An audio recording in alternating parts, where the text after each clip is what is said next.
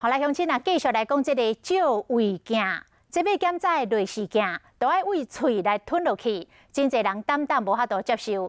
即卖好消息，台湾有厂商拼世界第一，研发出胶囊的类似镜。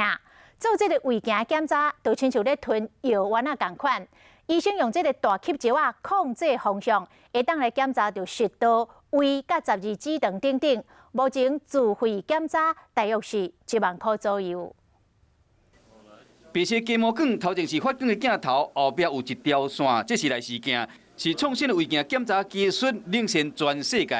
360度不受限的去旋转、腾空到我们要的角度，而且不需要接收到人体。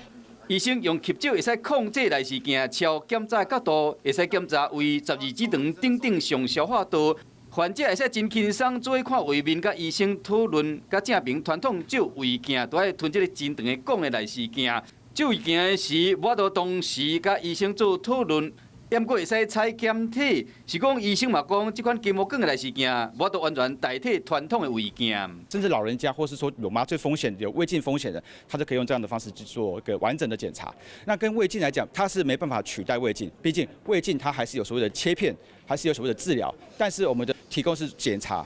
医生讲，台湾每一年接受上消化道来视镜检查，差不多有100万人次，估计有20万人因会惊放弃检查。民众即卖有新的选择，是讲这个结膜梗的来视镜，目前都要自费100，差不多1万块，就要看民众敢有法度接受。